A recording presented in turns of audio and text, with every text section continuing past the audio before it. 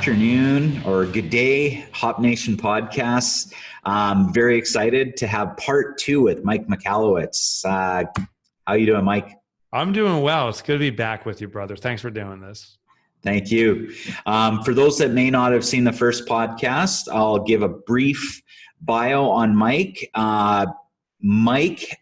Simon Sinek does a great quote on you. He calls you the top contender for the patron saint for entrepreneurs. That's quite the darn compliment. Oh my God. When he gave that to me, so it's funny, like he's an extraordinary authority and as such, he's very difficult to get hold of. I mean, he's overwhelmed with demand and interest in his tremendous work. So I reached out to him and he politely declined. And then I got an email back and he says, you know what? He goes, I will support you. We know each other going back before he even released Start With Why, or I was just releasing The Toilet Paper Entrepreneur, my first book. Wow. And so he's followed or observed my journey from afar for quite a period. And he came back and I just hoped he was going to endorse one of my books and to say, you know, great book, you got to read this. And he wrote that statement. I was like, wow, that just blew me away. It gave me goosebumps. So I'm so honored and flattered that he said that. Yeah, it's great when we can be blessed by those that, you know, we admire from afar. Sure. I mean, I'm being blessed right now by you being on this show because of the impact you've had. So I appreciate you saying that because I'm feeling it. I'm feeling the love today. Lots of love pouring around right now, Corey. So for the listeners, Mike, by the age of 35, had built and sold two multi-million-dollar companies. He's at the age of 26 was awarded New Jersey Small Business Association's Young Entrepreneur of the Year. He's had multiple best-selling books from Clockwork, Surge, Toilet Paper Entrepreneur, Pumpkin Plan, and Profit First, which we talked a bit about those books on the last podcast. Please check that out. You've been a small business columnist for the Wall Street Journal. Your books have been published in 20 different languages, and you're still an active entrepreneur, walking the walk with multiple companies, including a manufacturing company, business growth consultancy, an augmented reality tech firm, and a certification organization for accountants, bookkeepers, and business coaches. So thank you, Mike, for taking the time today. Oh, Corey, it really is my pleasure to be here. And thank you for the kind introduction. Thank you. Now, you've already got, you know, successful best-selling books, sold multi-million-dollar companies. What is the motivation for this next book, Fix This Next, rather than just sitting on a beach and getting, you know, sand in your shorts? Yeah, which at times sounds compelling, but I know that's not me. You know, I've grown those businesses, but I've also struggled, and I leave those off my resume, not for any particular reason, but it would be a super long resume if I just talked about all the struggles and failures I've had. So I had one company, it was a disaster. As an angel investor, I lost all my income doing it. I lost all my wealth. I lost my house once. I've lost my fortune twice. The entrepreneurial journey is not, you know, a straight incline. And it can be these deep dives and terrifying things. And most entrepreneurial journeys get stuck. And that was actually what compelled me to write this book. I've had an absolute privilege to speak in front of, speak with, meet with, interview. Well, I can only guess to be hundreds of thousands of entrepreneurs now, especially through my public speaking and stuff. And so I haven't had a chance to speak all to 100,000s, but I survey audiences, and you can feel the energy. I've talked with thousands of people. And it's very clear that the biggest challenge entrepreneurs have is knowing what their biggest challenge is. And actually is the thesis for Fix This Next, is we don't know what we need to work on. We know we have challenges in our business. We rush to address all the different apparent issues we have, these different urgent issues, but we don't know how to identify the right thing. And so most businesses are the business owners are doing the wrong thing at the wrong time. The business doesn't move forward. Doing the right thing at the wrong time, or the wrong thing at the right time, which really can't exist. So it's really either doing the wrong thing, wrong time, or the right thing at the wrong time. And the problem is both stagnate the business. So sometimes you're doing the right thing and you're not seeing progress. Other times you're doing the wrong thing, you don't see progress. So it's hard to differentiate. So many businesses have that experience where it's, 2 steps forward, but 3 steps back. So I wrote Fix This Now, and I've lived that. My business is getting stagnating and trying to work harder and push more aggressively, but not moving forward. So Fix This Next, I created a tool to pinpoint exactly what the business needs now, the one most impactful thing that we need to work on starting immediately. That's why I wrote this book. Excellent. Well, I love that. Now, with your other books, you've had multiple tools that have been profoundly helpful for entrepreneurs and leaders in general too. I think a lot of the principles of your other books, as much as they absolutely hit the bullseye with entrepreneurs, those in management and leadership, obviously can use it as well. But how does Fix This Next differ from those books like, say, Pumpkin Plan or Profit First and Clockwork? So let me start with the similarity. So Fix This Next is a specific actionable sequence of steps. There's actually 3 significant steps that a business needs to take to pinpoint and resolve issues within the business. So my other books too, I've discovered the importance for giving very digestible, actionable tasks to an entrepreneur to simplify the process. How Fix This Next differs is as opposed to Pumpkin Plan, which is about sales strategies and growing your organization around ideal clients, and Profit First, which is a method for cash management.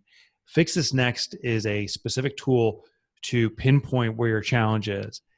I based it upon Maslow's hierarchy of needs. And real quickly, Maslow studied human needs and discovered or explains in his model that there's 5 different levels of needs we have. And if a base level need, for example, physiological needs, the need to breathe air, to consume food, drink water, that's a base level need of survival. If that's not being addressed, nothing else matters. If we can't breathe air, nothing else matters. But once those are satisfied, he explains, then we move up to what's called safety, shelter around us, protection from physical harm. Then we move up to belonging, esteem, and ultimately self-actualization, which is living life's purpose. Mm-hmm. You can be living life's purpose with the greatest of them. We could be self-actualizing, talking about, the plight of humankind. But if I start choking on a hamburger during our conversation, now for me, we immediately pivot or my needs cycle down to the base level need. Mm.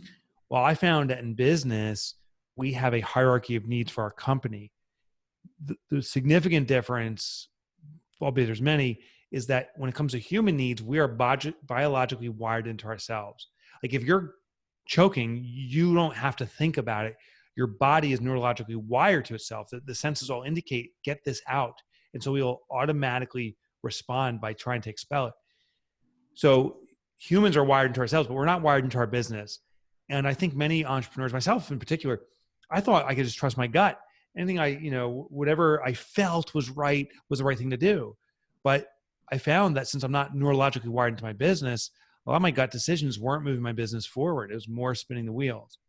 So I created this hierarchy of needs. It's 5 levels like Maslow's hierarchy of needs, specific to a business. Foundationally, every business needs sales. That's the lifeblood, the oxygen, if you will, for a business. Mm-hmm. Then every business needs profit, which translates to sustainability. It's how a business protects itself, how it's sheltered in that when it can manage through the storms.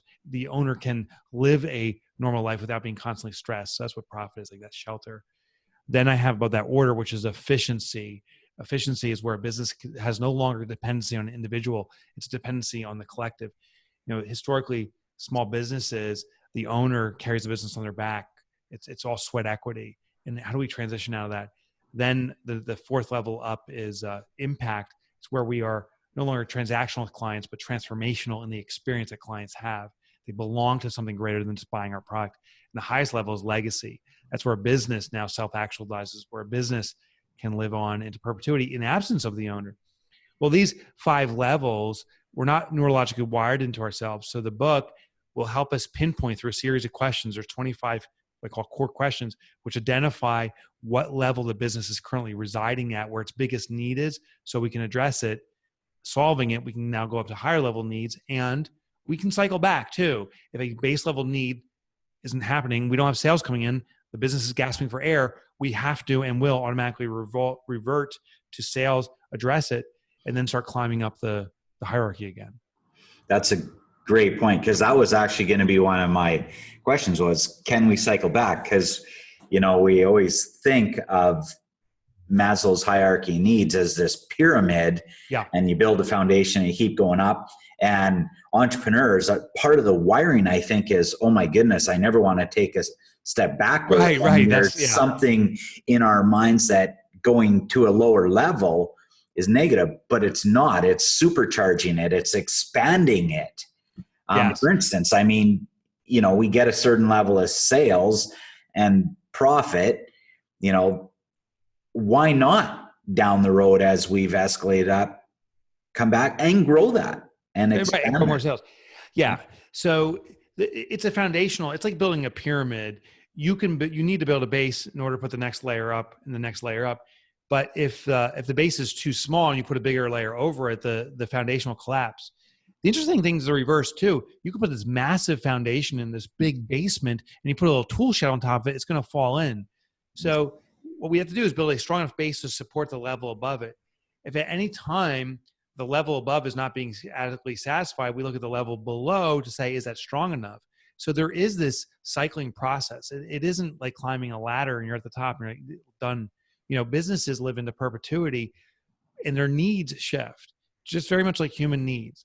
If you have a regular meal in front of you and you're safe and protected, then our minds will start, daydreaming about impact and community and loved ones. But if you're starving to death and you're getting hangry, all the focus is now becoming consumption of food, because the wiring is triggering that. And you're not talking about hanging out with friends and experience time with loved ones and being transformational. Our businesses do this too. Business can get hangry. And when that trigger kicks off through a series of questions, we'll pinpoint where we are, and we have to revert back to the base, strengthen that foundation so that we can start climbing up again. So it's very normal to cycle. It's expected. Right. And I would think that those that don't do that, if we're trying to play up a level and, we need to be cycling back down, there's almost a fakeness or an inauthenticity and a danger to that, because and the business won't progress. Right. Many businesses that get stuck, not all of them, but many businesses that get stuck are trying to aspire and climb to levels like having extraordinary impact on their community, or to establish a legacy where the brand is far beyond the owner and can live into perpetuity. And they don't even have adequate sales yet. I remember talking with Tersh Bissett. Tersh is a guy, I feature him in the book. He's based out of Savannah, owns a company called Icebound. They're an HVAC company. Oh, cool. And they were talking, as he was one of the companies that we guinea pigged the Fix This Next process on. And as they were using Fix This Next, they were focused on community impact. How do we contribute to our community and so forth? Then saying, if we're big contributors to the community, it will automatically cause marketing. And the business was dying as a result. He went through the Fix This Next process and pinpointed, oh my gosh, we don't even know who our real avatar of a prospect is. They reverted back to the sales stage. Part of sales is the defining avatars. Define the avatar, and now are clearly selling to those people, and now the business is stronger. Ironically, without the sales, you can't have impact anyway. So he's focusing on being of service and a contributor to the community, but his business is so weak, it can't contribute. Not-for-profits are sadly notorious for this. Not-for-profits set out to change the world, but they don't have a foundation of inbound donations. So the business goes under right away. And sadly, many for-profit businesses are functioning as not-for-profits.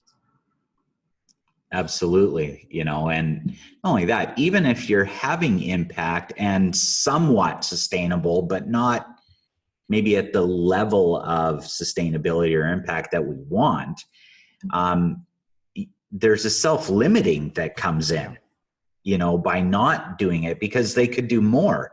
So actually cycling back and looking at how to build upon that, and that's again, building out the foundation so you can build up the impact. That's exactly right. That's exactly right. And there's some people. There was another guy, Jacob Limmer, who was walking through this process. We guinea pigged on his company. They're in South Dakota. It's called Cottonwood Coffee. They're a coffee realtor, coffee shop. And they have multiple locations. We ran through this, and he's been in business for 13 years. And he says, I'm not going to look at this base level stuff. He's like, I'm 13 years in business. I should be beyond this. And after going through this process repeatedly, I kept on pinpointing, you got a base level need. And he caved into it, and the business has strengthened significantly. Right. And what he caved into was his own ego, admittedly, of saying, I should be beyond this now. And so that's a normal roadblock that entrepreneurs face, myself included too, is this belief, this identity we've defined for ourselves. And sometimes this process will challenge that identity that we've formed. Yes. And I think part of that identity, especially with entrepreneurs, is growth for the sake of growth. And I know you've talked about this and what some of those measures of growth are and how sometimes we miss it.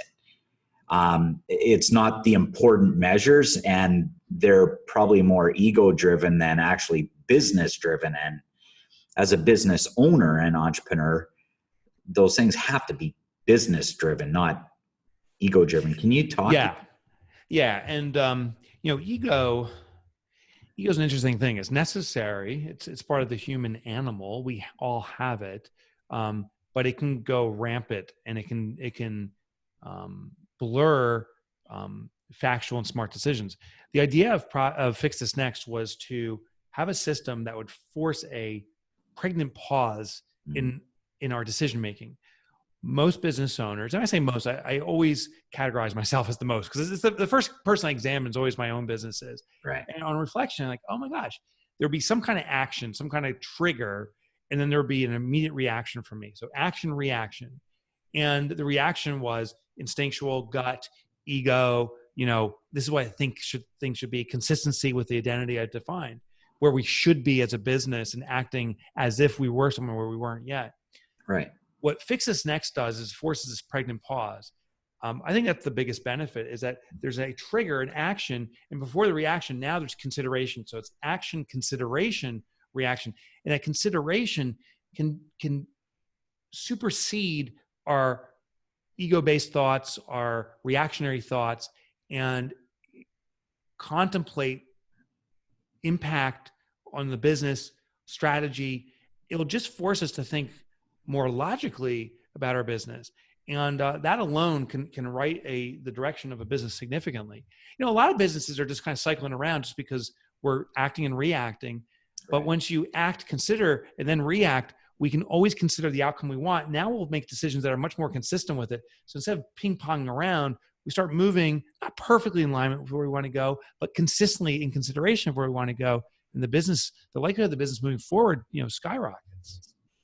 I love that. Now, before we came live, I asked if it was okay to ask this, and you talked about, you always like to look at yourself first. Where are you and your business at in the hierarchy? And if it's different, what are you working on? Because you can ascend to a certain level, but sometimes, like we said, we'll cycle back down to focus on something and it can be situational or contextual as well, I'm sure. So, So, in my core business, which is we call it the MM brands, the Mike Michalowicz brand, not M&M like the rapper, and but the MM brands. And what we right now is we're in the order phase of bringing consistent efficiency throughout. In fact, we had a meeting just this morning, the president of our company, myself, on working on efficiency strategies.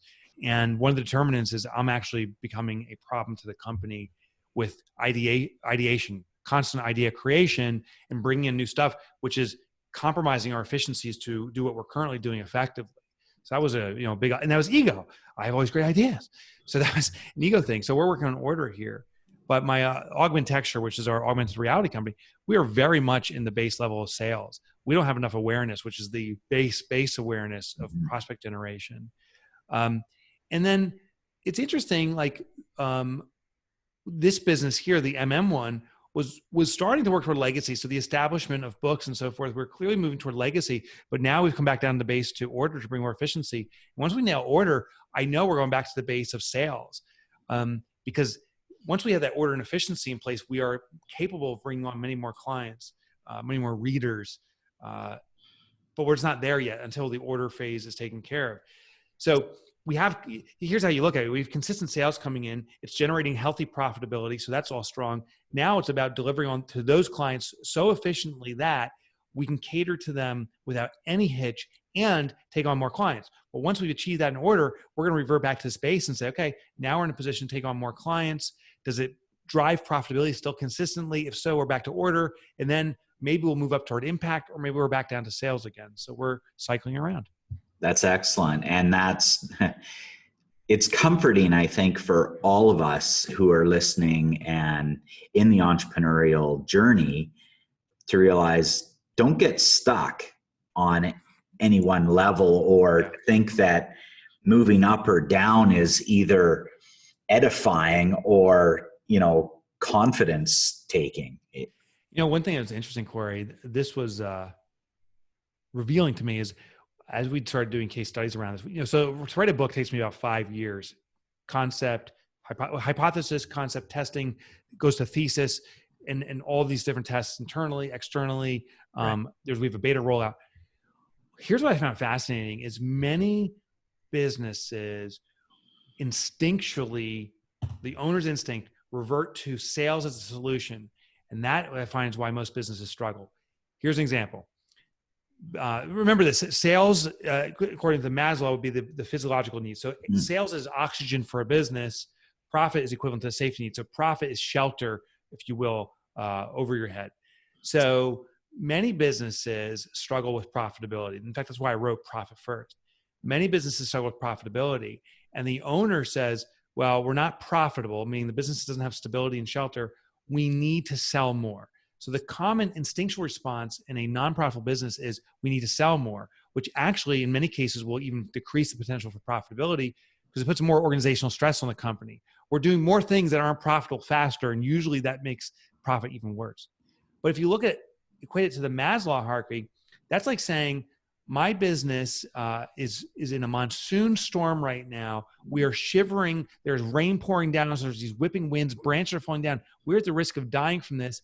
And the solution is to sell. I mean, the solution is to breathe more air.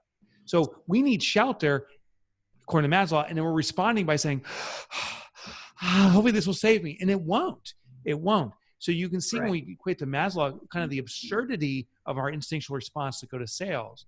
When we have a profit problem, we have a profit problem, and we need to bring about, margin control.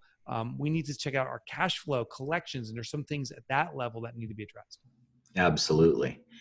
Now, you talk about get and give in this book.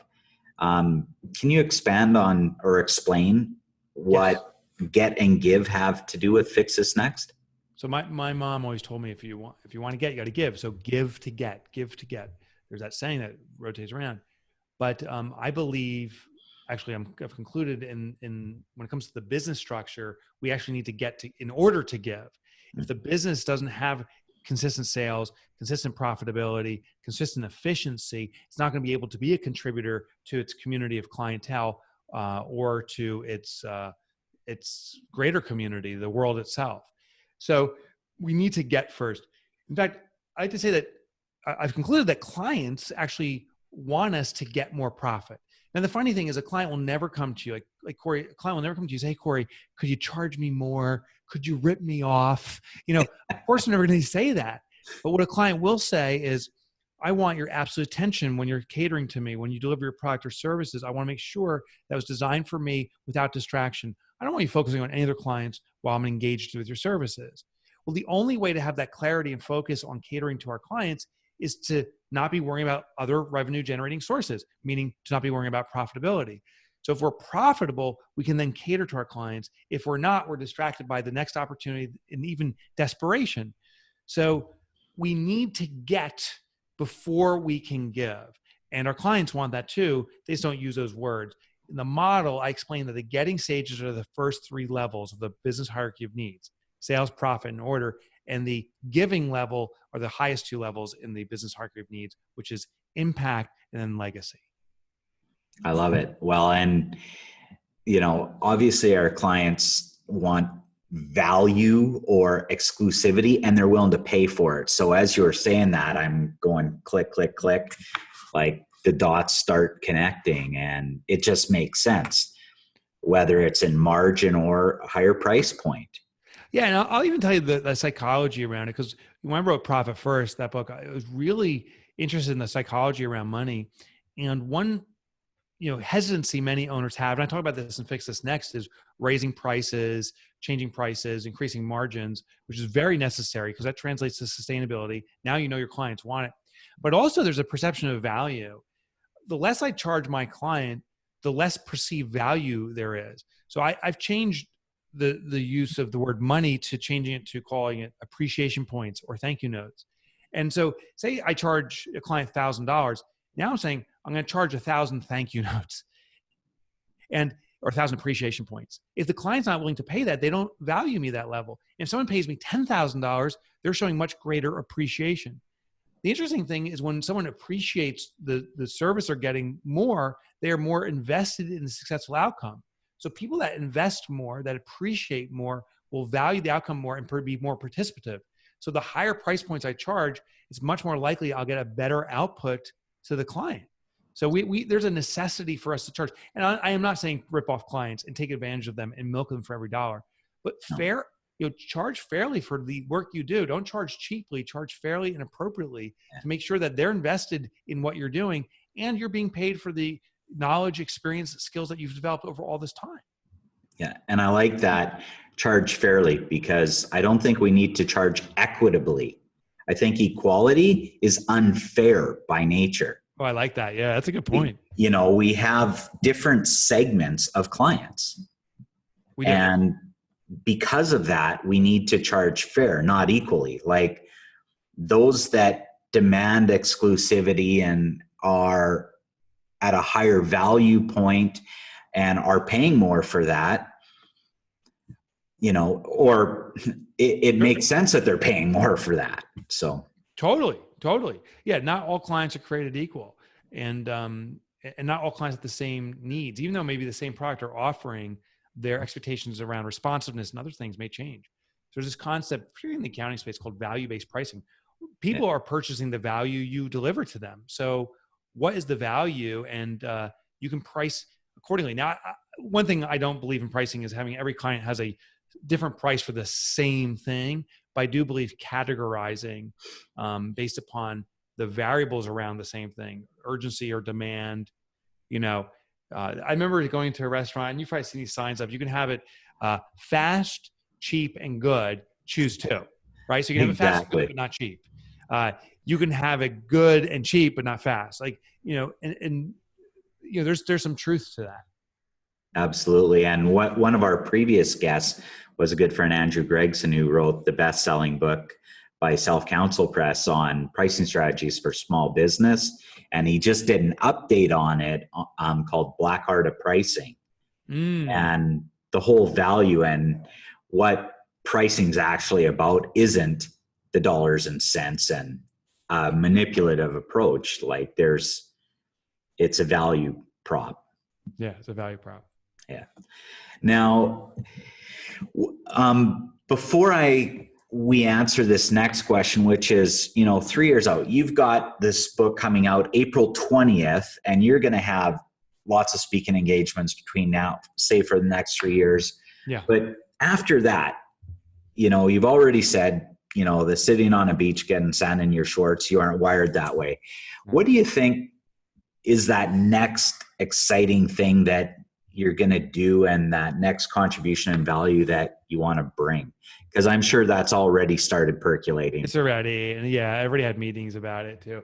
I fully anticipate I'll be an author for the entirety of my remaining life. I love the experience. I love the vehicle that you can, someone can buy your life's notes and works around a concept for $30 or less. You can get used copies of my books probably for a penny on Amazon. I don't see anything of greater value than a well-written, effective book. Agreed. I mean, for $30, think of the wisdom in it.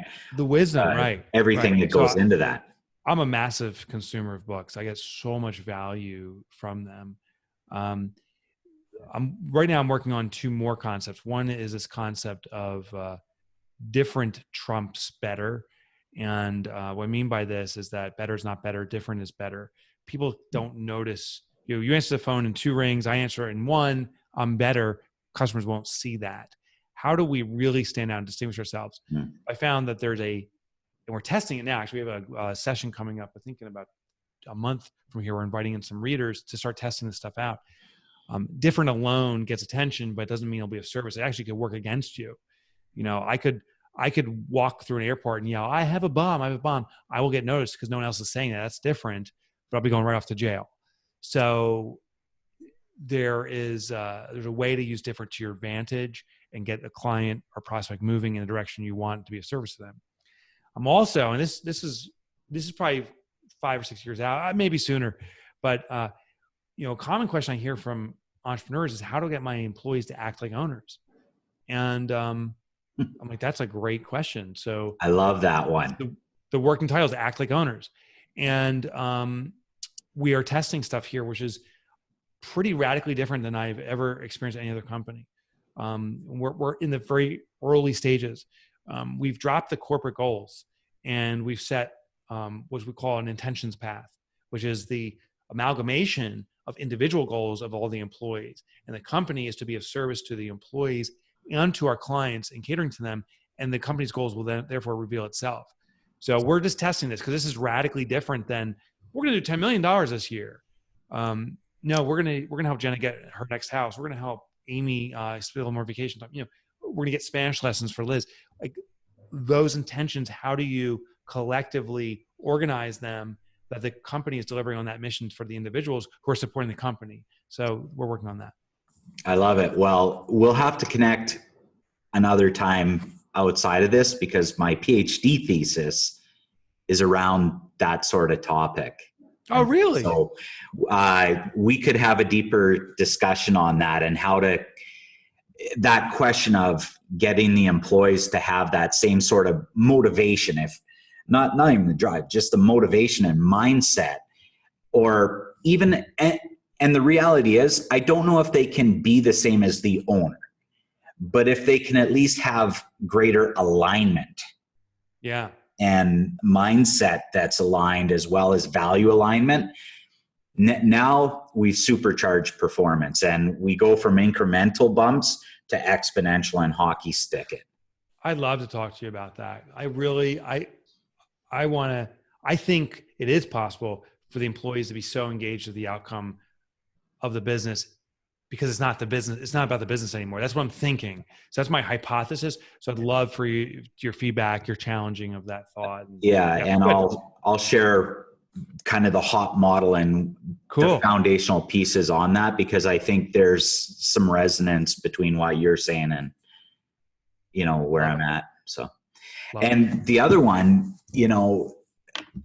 I love that difference making because I make the statement a lot of times that, every product or service can be commodified or, turned into a commodity. There's not a product, service, company out there that isn't really at risk of being commoditized. And in a highly competitive marketplace with increasing, with the internet and access to information, everyone can be turned to a commodity. So how do we differentiate is my big point. And, for me, I think part of the basis is going to be relational. People want to do business with people that they can have a relationship with, and there's a loyalty and a differentiation that comes with it. Agreed. And there's things that have to build a relationship, and that's probably where, we don't want to give away the farm here, but it's in those moments that you're going to transition beyond the commodity. Totally agree. Yeah, I totally agree.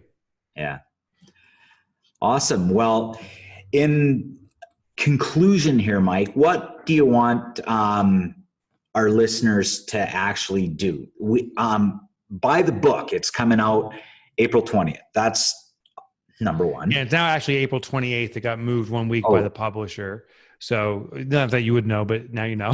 Yeah. Well, I owned a publishing company, so I can understand that. Yeah. So, I think the book will be of great service to them, but I also, and I hope they feel compelled to buy. I've put my life's effort into this and collective knowledge and research. I think it'll deliver 100 times the value of the book itself, the cost.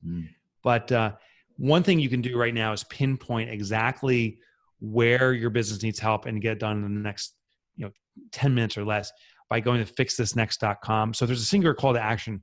Go to fixthisnext.com and you'll see a button says, take the evaluation. It's automated, it's fully online. You can test your business, evaluate your business, and pinpoint where your most important, impactful need is in the moment and start working on it. While you wait for the book to come in the mail, you can start working on the one thing. That's the call to action I encourage people to do. That's excellent. I really appreciate your time. And we will make sure for the listeners, we put that link in the actual podcast and that in the notes section. And I want to thank you, Mike, for your time today. Thank you, Corey. Appreciate it, brother.